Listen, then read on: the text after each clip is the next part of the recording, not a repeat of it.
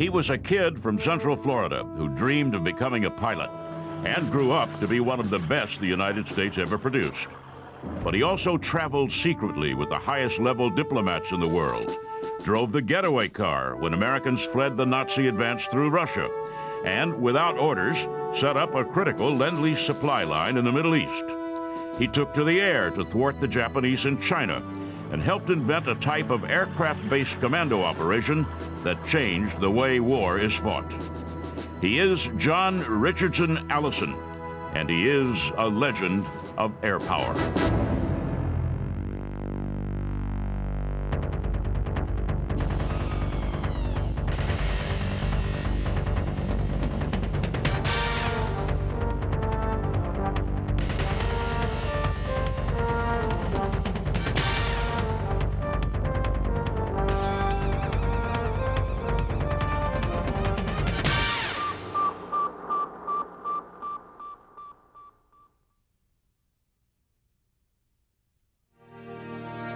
While Florida today is a state of resorts and golf courses, Florida before air conditioning was empty, backward, and isolated.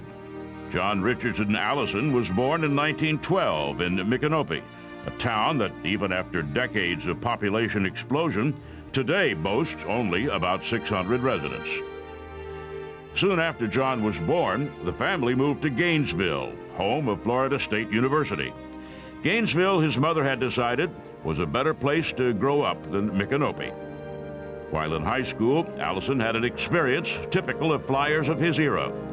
He watched a biplane fly over and was transformed. Lieutenant Rudy, who had a brother who lived in our town, flew home in an Army Air Corps airplane, and he buzzed the town and made a magnificent noise. And I thought, gee, that's something maybe I'd like to do in life. Allison got a degree in engineering from Florida State and enlisted in the Army. He shipped out to far-off San Antonio to learn to fly. San Antonio in those days was as hot, dusty, and isolated as Micanopy. It was also fast becoming the center of American military aviation. During World War I, more pilots died in training than in combat. The wide open spaces around San Antonio attracted the Air Corps in large measure because planes could crash there without attracting much notice. Allison arrived at Randolph Air Base and trained on a PT-3, an open cockpit biplane that had more in common with a box kite than it did with modern aircraft. What impressed his trainers more than anything was Allison's feel for aircraft. As the Army Air Corps built toward World War II, Allison mastered every platform the Air Corps threw at him. But where he really stood out was in fast monoplane fighters, particularly the P-40 Warhawk. The P-40 is a largely misunderstood aircraft. Slower to climb than the British Spitfires and less maneuverable than American P-51 Mustangs, the P-40 was a rugged and, used correctly, wickedly effective aircraft. Even as early as 1940, however, the Warhawk had developed a bad reputation. When General Claire Chennault, who was helping the Chinese set up an air force, suggested they consider buying Warhawks to fight the Japanese, the Chinese refused. Chennault insisted and arranged a demonstration at Bowling Air Base. Chiang Kai-shek, the Chinese leader, pointed and said, "Get me 100 of those planes." Chennault pointed at Allison. "You need 100 of those," he said. In March 1941, President Roosevelt started Lend-Lease, a program that allowed him to supply American allies in Europe without having to pay the political consequences of seeming to move America closer to war. England, which was then bracing for an expected German invasion, needed aircraft. The United States sent P-40s. While the Warhawks lacked the fast rate of climb the British needed to fight the Luftwaffe, their heavy armor and lethal efficiency close to the ground made them the perfect system for repelling a cross-channel invasion force. The Army shipped Allison to England to train the English in the use of the P-40. The assignment was scheduled to last only a few weeks. Just after his arrival, however, the Germans invaded the Soviet Union. Overnight, the possibility of a Nazi invasion of England vanished. The Germans shifted resources eastward, and the Allies needed to do the same. I went into the embassy and I found out that that night I was going to Russia with Mr. Hopkins. Mr. Hopkins was, of course, Harry Hopkins, then one of the most powerful people in the world. President Roosevelt's personal envoy and right-hand man, Hopkins worked the back channels of diplomacy to enormous effect. He was also, according to material declassified long after the war, a Soviet spy. Hopkins kept a finger on the pulse of virtually every activity going on in the federal government at that time, and of course played a key role in the relationship between the United States and the Soviet Union, as we know now, not perhaps from the purest of motives, during the Second World War. With only a few hours' warning, Alison found himself in Hopkins' traveling party, rolling north from London on a secret private train. Alison and the P-40s were on their way to Russia. Hopkins, who liked a stout drink at the end of his working day, invited Alison to join him in the dining car for cocktails. Alison, who did not drink, declined Hopkins' offer of whiskey, opting instead for a tall glass of lemonade. After the German invasion, the Soviet Union came close to collapse. The Nazis blitzed eastward, the Red Army scorching the earth as it retreated. Russian agriculture and industry lay in ruins. The Soviets, if they were going to sustain the fight, needed help. Alison flew to Russia with envoy Harry Hopkins in a Catalina flying boat, a long journey that arced far north of the Arctic Circle to stay out of range of German fighters. The P-40s Alison had been minding in England followed close behind, traveling by ship. Hopkins left Alison in Moscow as an observer. Though the Russians fighting for their national life were glad to have the aircraft, they did not show their gratitude in the way they treated Alison. One of the few American military observers in Moscow, the Soviets allowed Alison to see precious little. When you look at that, you see that they recognized that they were going to have to work with us for the length of the war, but anything beyond that point, they definitely had a vision of us as a rival that they would have to subvert and undermine. And undermine they did. Alison asked if he could visit the front. The Soviets refused. After training dozens of pilots to fly the American P-40, he asked if he could try his hand in a Russian fighter. He was bluntly rebuffed. And when Alison wanted to plot an air corridor through Siberia so that lend-lease aircraft could be flown directly from the American West Coast to the Russian front, the Soviets restricted him to Moscow. The only thing that made his situation bearable was the simple fact that even if he couldn't get to the war, at least the war was coming closer to him. Infused with a sense of history, he and the only other American officer in Moscow, Lieutenant Hubert Zemke, spent their nights on the roof of the American embassy, watching the German air raids. The Germans got right to the city of Moscow, and you could hear their guns all day long. And I sat in the embassy library in Moscow, and I read Mein Kampf. And I said, this is unbelievable. I said, this man wrote it all down. And whose guns are those that I hear out there right now? They were Hitler's guns. The American ambassador ordered the withdrawal of embassy personnel. Alison drove a car full of terrified diplomats from the embassy to an isolated railhead. From there, the Americans moved east by train to the relative safety of Kubyshev on the Volga River. The Russians were also moving their factories and the workers. And if we were uncomfortable, it was just sad to see the discomfort that the factory workers had to put up with. They were being moved in boxcars, and their factory equipment was all on flat cars. And we'd sit there and watch the trains go by. Once again, remote from the war, Alison had no way of knowing what it was he was supposed to be doing. He could neither observe nor train, and heard only bits and pieces of news about what was going on around the world. It was in Kubyshev that he learned that Pearl Harbor had been bombed. Awakened by a diplomatic envoy, Alison and Zemke marveled at the fact that the United States was finally at war, and that they were farther away from it than just about anyone else on Earth. As their country mobilized, they went back to sleep. There was nothing they could do. So we were requesting to go home, and but the War Department insisted they had to have an observer there. And finally they said, well, one of the two could come home. Zemke was married. Alison was not. Zemke went home. Alison stayed on, trying to convince Stalin and the Soviets to let him do his job. The Russians were immovable. The Army dispatched Lieutenant Colonel Townsend Griffiths to sort things out, and after 10 days, he threw up his arms in frustration and announced basically that the Russians were crazy. With official sanction of the futility of his mission, Alison asked Griffiths to take him with him when he left the country. Griffiths agreed. He says, I'm here with General Marshall's authority. You can go with me. So I turned to my boss, Colonel Michaela, who's sitting there, and I look at him and I say, Mike, I said, I'm leaving my post in wartime. What about it? And he laughs and he says, John, I'll never prefer charges. Griffiths said he would get Alison to London, where the flyer could contact Washington and request a combat assignment. Their first stop along the way was in Baku, a town that made north-central Florida seem cosmopolitan. I never forget, Colonel Griffiths had a bottle, unopened bottle of Johnny Walker, red label, not black label, red label. And I was just shivering because I was so cold. He says, John, a drink will help you. And I said, well, I'm not a drinking man, but I turned that bottle up, and nothing, I hadn't tasted anything so good in a long time. The next day, the two men flew to Tehran. There, Griffiths had a change of heart. It would be easier, he said, if Alison waited in Tehran. Griffiths would go on to London alone, contact the War Department, and send word to Alison what he was to do. Alison was stranded again, without orders, money, or a uniform.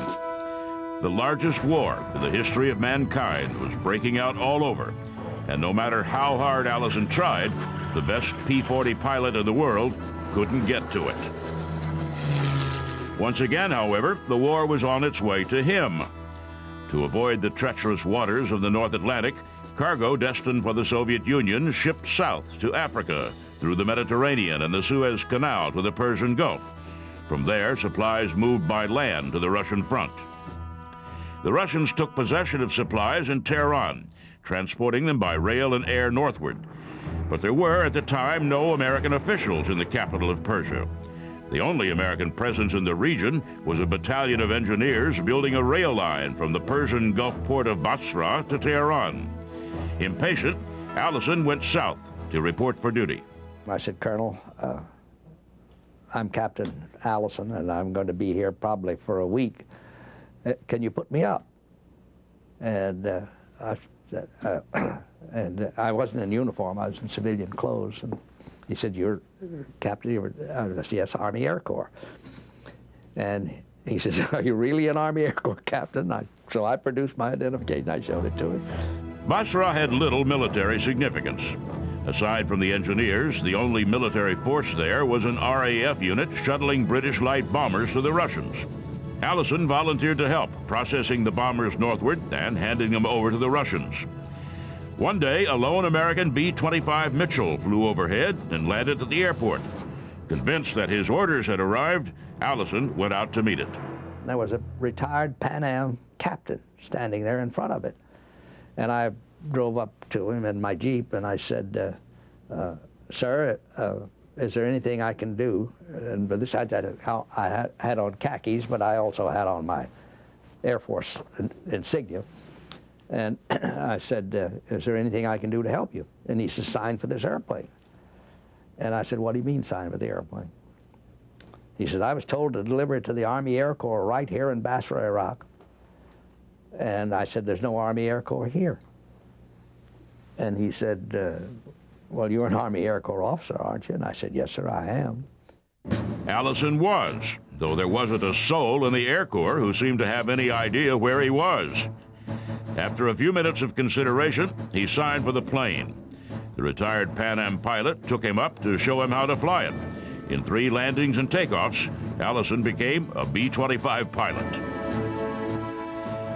The B-25 turned out to be the first of several hundred coming from the United States for shipment to the Soviets.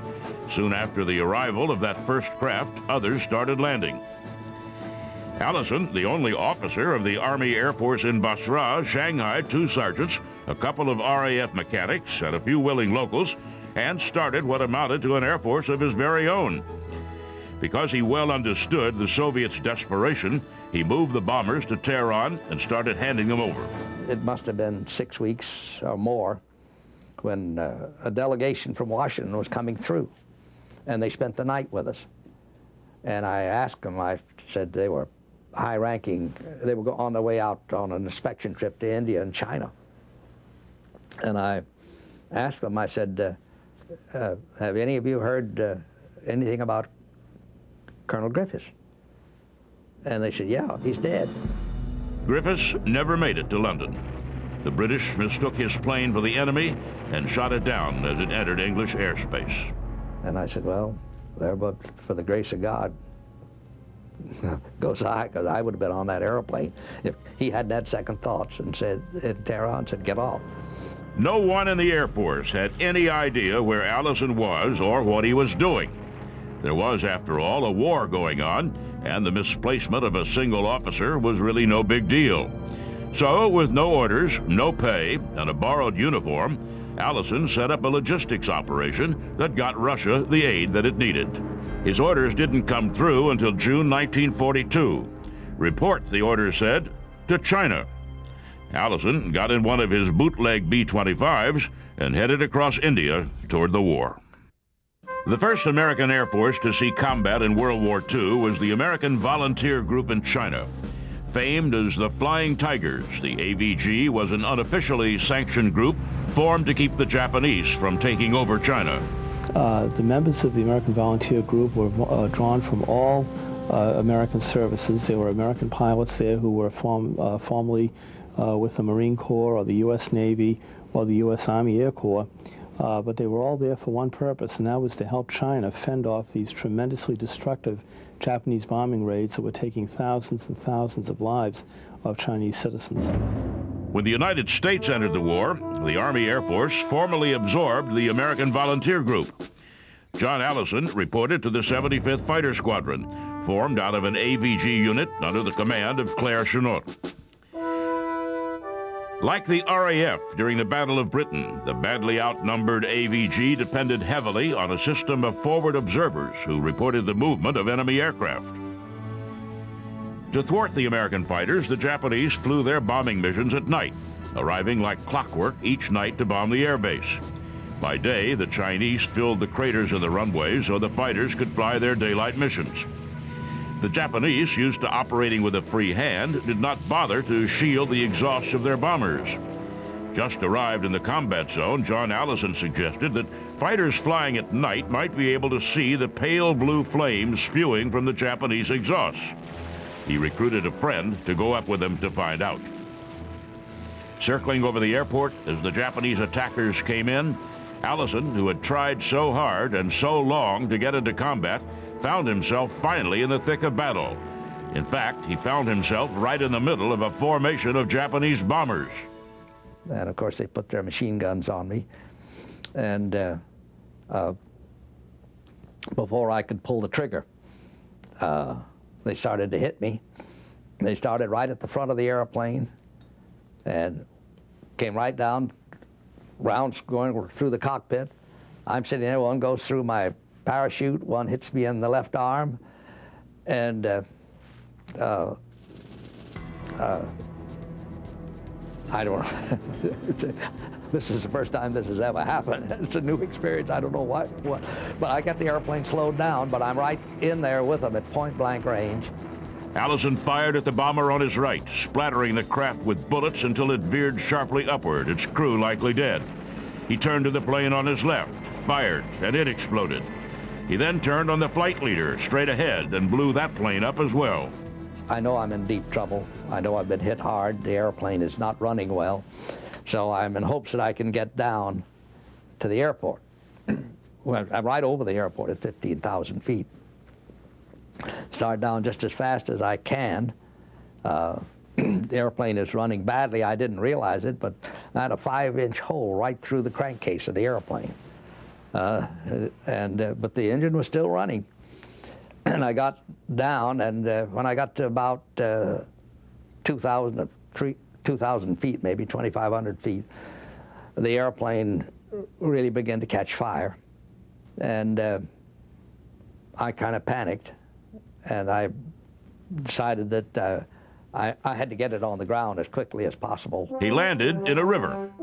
John Allison, the boy from rural Florida who had perhaps the longest journey from home to the war of anyone else in World War II, knocked 3 Japanese bombers out of the air his first time in combat. During his tour in China, he never flew against a Japanese force that was not numerically superior. The Imperial Air Forces outnumbered the Americans and Chinese 10-1. But armed with Chennault's tactics and with Allison's aggressive grit, the Japanese were never able to claim air superiority. That worked to the Allied advantage. We needed to keep China in the war to tie down large numbers of Japanese forces that otherwise could be applied to the war in the South Pacific and the Central Pacific or in Southeast Asia. In 1943, British Prime Minister Winston Churchill asked for American support of a daring British plan. Brigadier General Ord Wingate proposed setting up a huge guerrilla force behind Japanese lines, and the British lacked the transport to do the job. Churchill sent Wingate to brief President Roosevelt, who listened and approved the plan. He ordered General Hap Arnold to give Wingate the planes and pilots he needed. Arnold assigned Alison, who had rotated back to the United States, and Lieutenant Phil Cochran to the task. Alison, who was packing for a new combat assignment in Europe, didn't want to go. Arnold's orders were succinct: go out and fight. Alison and Cochran built a force of C-47s and enough gliders to move 12,000 troops and their equipment into China. They developed an entirely new method that allowed C-47s to snatch gliders off the ground without coming in for a landing, and they trained their pilots in what amounted to a whole new type of air war. On March 5th, 1944, the 1st Commando Air Force took off. Alison typically did what was needed, piloting a Waco glider into the landing zone. The landing in Burma, far behind enemy lines, was typically rough. Alison leaped out, rifle in hand, ready to do battle. Now that indeed is where we see the forerunner of what we would call the Air Commando movement and the special operations legacy and heritage of the United States Air Force today. That's very much where you're doing untypical things. You're operating small numbers of aircraft, doing selective targeting, doing insertion of saboteur teams at night, doing aerial resupply of covert columns deep in enemy territory, minimizing your communication, doing aerial extraction of the wounded, making the first use of helicopters in American military history starting in 1944.